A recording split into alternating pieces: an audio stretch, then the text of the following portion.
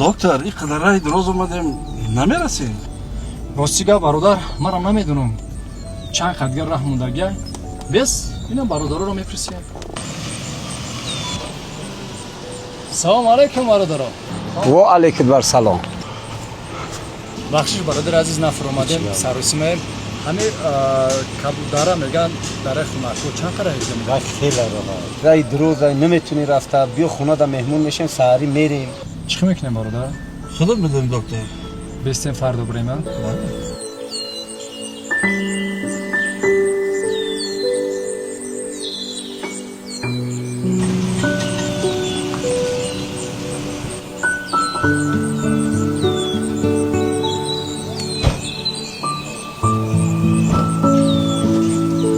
برادر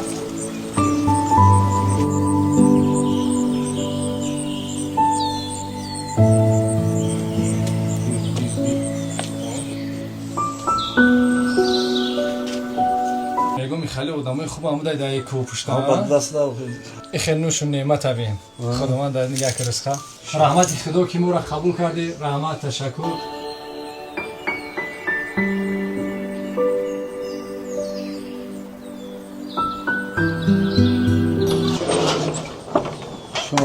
شما تو تشکر زیاد اکای مسلدین هزار رحمت برای خدمتات. من بخشش که شناس نشدم من دکتر بختیار مدد اکبر ده یگون خدمت شد خدا خدمت شما رو ما برمیگردونیم. خب هزار رحمت خدا نگهبانت باشه.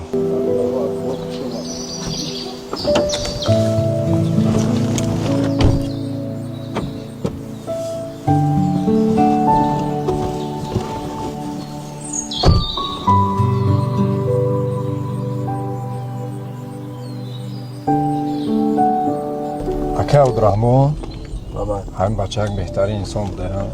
انسان مهمون دوست بوده است. بله ولی چی میدونه که چند رحماندار رنگ ما وری جو کردگی مهمون داری کرده صحوبی کلون میگیرن یک عبدالرحمن صحوبش بسیار میشه.